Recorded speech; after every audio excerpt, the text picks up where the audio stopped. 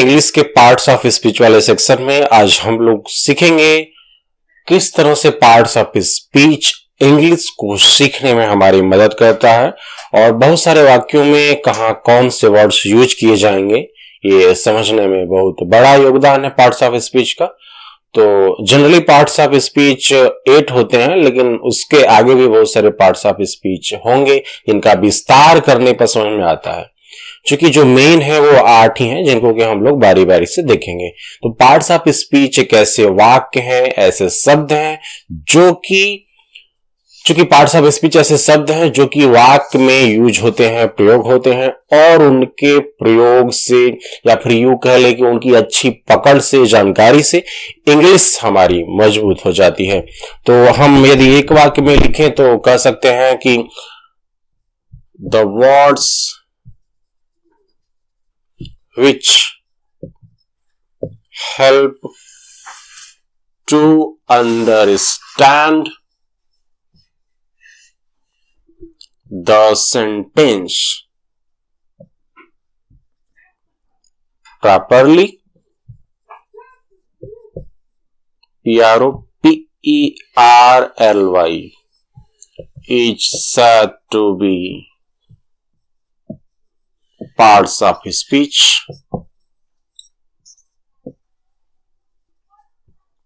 मतलब कि ये ऐसे शब्द हैं जो कि वाक्यों में यूज होते हैं और इनकी मदद से हम सेंटेंस को अच्छी भांति समझ पाते हैं। ठीक है, तो अभी हम देखते हैं 8 पार्ट्स ऑफ स्पीच के नाम लिख देते हैं।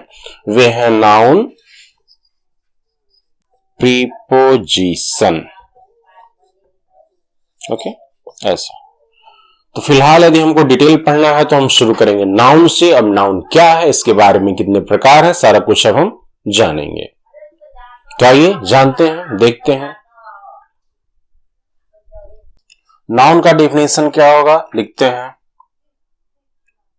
इसका मतलब है कि नाउन एक ऐसा शब्द है जो बताता है किसी भी वस्तु, स्थान या किसी भी व्यक्ति के नाम के विषय में, नाम ऐसा कुछ। तो अभी हम देखेंगे नाउन कितने प्रकार के होते हैं। नाउन के प्रकार हैं, पहले common noun, proper noun,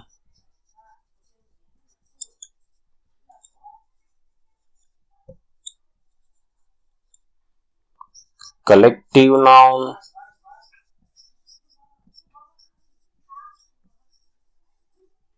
material noun,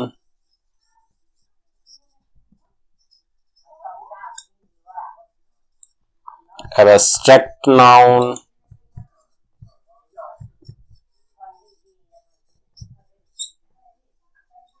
ठीक है। यदि हिंदी में लिखें तो इसका हो जाएगा कॉमन नाउन का मतलब जातिवाचक संज्ञा,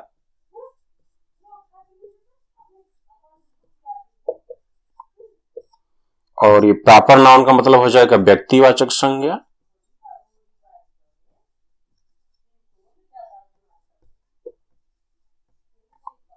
कलेक्टिव नाउन का मतलब हो गया समूहवाचक संज्ञा,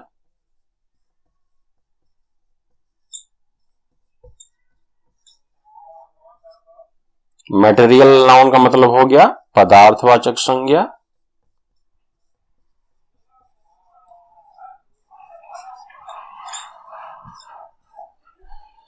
एब्स्ट्रैक्ट नाउन का मतलब हो गया भाववाचक संज्ञा।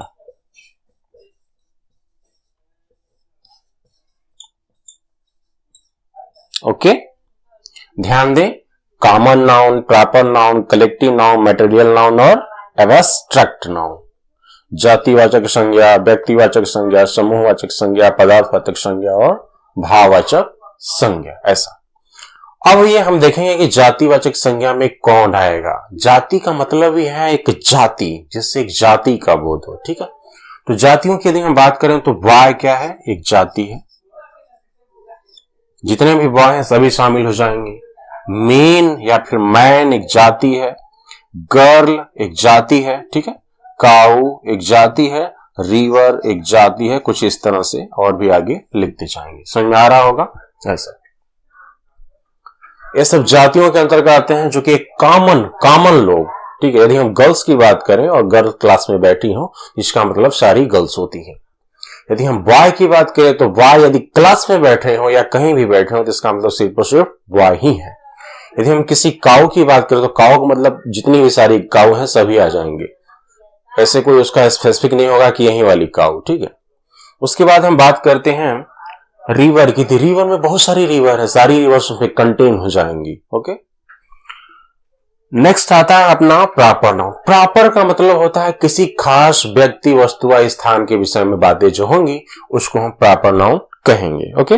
तो प्रॉपर नाउन को हम देखते हैं, इसका एग्जांपल, चीजें समझ में आएंगी। इसको हम मिटा देते हैं।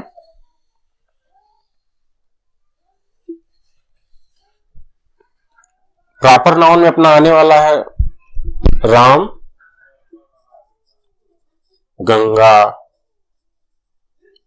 सीता, देख रहे हैं। किसी प्लेस की स्थान की बात करें, जैसे हो गया दिल्ली, DELHI, दिल्ली, है ना, जयपुर, कुछ ऐसे जो शहर हैं या फिर कुछ भी प्लेस कोई भी हो, सारे प्रॉपर नाउन में ही आते हैं, क्योंकि ये किसी खास के लिए कहा जा रहा है ना। जब हम खास के लिए कहते हैं, किसी प्रॉपर व्यक्ति की बात करते हैं, वस्तु की बात करते हैं, स्थान की बात करते हैं, तो आता है हमारा प्रॉपर नाउन में, ओके। अब नेक्स्ट जो थर्ड है कलेक्टिव नाउन, इसके एग्जांपल को समझने की कोशिश करेंगे। कलेक्टिव का मतलब होता है समूह, किसी खास समूह की बातें करते हैं हम। जैसे यदि हम बात करें आर्मी का, तो आर्मी क्या है, एक समूह है, ARMY, आर्मी, ओके। और यदि हम बात करें a herd of cattle, a herd of cattle, CATTL, ठीक है। A flock of sheeps, a flock of sheeps,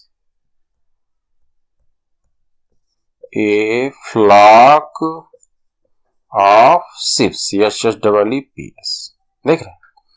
a bunch of keys, a bunch of keys, a bunch of keys. Army, army क्या है, समूह है। Heard of cattle, गायों का झुंड। अ flock of ship, भेड़ों का झुंड, भेड़ों का समूह। अ बंच ऑफ की, चाबियों का गुच्छा, ठीक है। बहुत सारे हो जाएंगे। A pack of wolf, a pack of wolfs, ऐसे ये दिखाते हैं कि ये समूह में है, बहुत सारे हैं, ओके। अब नेक्स्ट जो है हमारा मटेरियल नाउन, जिसको कि हम कहते हैं पदार्थवाचक संज्ञा। पदार्थ में भी दो होते हैं, एक काउंटेबल होंगे और ये नॉन काउंटेबल होंगे। तो वी हैव टू सी, हमें देखना पड़ेगा, देखते हैं। तो पदार्थ में हमने क्या बताया कि एक काउंटेबल होगा और एक नॉन काउंटेबल होगा पदार्थ वाले में, ये मटेरियल में। मटेरियल में एक सेक्शन हम बनाते हैं काउंटेबल का, COUNTABLE, और सेकेंड में हो जाएगा नॉन काउंटेबल, नॉन काउंटेबल, ठीक है। जिनकी गिनती हम कर पाएंगे वो काउंटेबल में होगा, जिनकी गिनती नहीं कर पाएंगे वो नॉन काउंटेबल में होगा। तो काउंट हम किसको कहते कर सकते हैं, जैसे कि यदि हम बात करें कि अ डजन ऑफ बनाना, इसका मतलब क्या हो गया, केलों का दर्जन। और डजन ऑफ बनाना, एक दर्जन केले, ओके। और यदि हम कहेंगे मिल्क, मिल्क को तो काउंट नहीं कर सकते ना, तो क्या हो गया, नॉन काउंटेबल। यदि हम बात करते हैं यहां पे वाटर, इनका वेट कर पाएंगे लेकिन इनको काउंट नहीं कर पाएंगे। वाटर को हम काउंट थोड़ी कर पाते हैं, बूंद बूंद तो काउंट नहीं करेंगे। तो ये हो गया हमारा वाटर, मिल्क।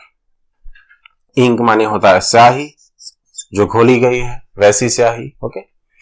और काउंटेबल में हो गया डजन ऑफ बनाना, एप्पल, बहुत सारी चीजें हो जाएंगी यहाँ पे, एप्पल, राइस, स्वीट्स, ठीक है। ये सब काउंटेबल को हो जाएंगे। नॉन काउंटेबल में milk, water, ink, petrol, diesel, बहुत सारी चीजें हो सकती हैं जो है इस तरह से, पेट्रोल, डीजल, DISCAL, डीजल, देख रहे हैं। Kerosene, KEROSIN, kerosene. Have you understand, समझ चुके होंगे आसानी से। अब हम नेक्स्ट चलते हैं अब्स्ट्रैक्ट नाउन, जिसको बोलते हैं भाववाचक संज्ञा। इसमें भाव की बातें होंगी। भाव कहने का मतलब है कि इसमें न गिन पाएंगे, न जोड़ पाएंगे, न तोड़ पाएंगे, एक फीलिंग्स क्रिएट होगी, फीलिंग्स की बातें होंगी, समझ की बातें होंगी। ऐसा कुछ हम एक एग्जांपल देखते हैं और समझने की पूरी कोशिश करते हैं।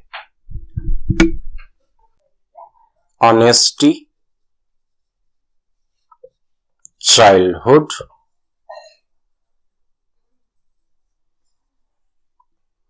लव, हेट,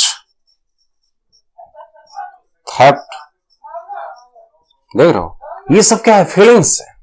ईमानदारी, ऑनेस्टी माने होता है ईमानदारी। चाइल्डहुड माने हो गया बचपन। लव माने हो गया प्रेम।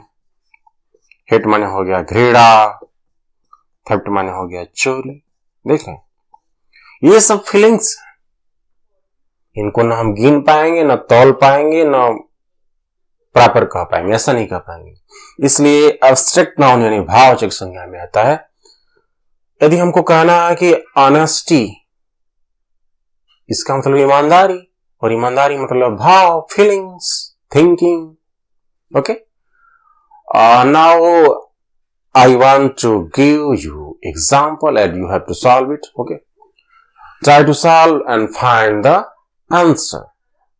Now you have to find the answer. You have to choose the right option in 5 categories of noun, that is common noun, proper noun, material noun, abstract noun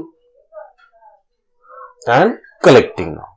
Now try to understand, revise, कई बार पढ़ें, समझने की कोशिश करें और हल करने की भी कोशिश करें। Try to solve it. Okay, Rahim, a galaxy of star, तारों का समूह। अ बंच ऑफ ग्रेप्स, अंगूर का गुच्छा। नील नदी, नदी, कमल, मयंक, पांडे, ब्राह्मण, किताब। हिस्ट्री मतलब होता है इतिहास। बैड, क्लेवर चालाक, और माने उल्लू, फुलिशनेस माने मूर्खता। Okay, try to solve it. Thanks for watching this video. Okay.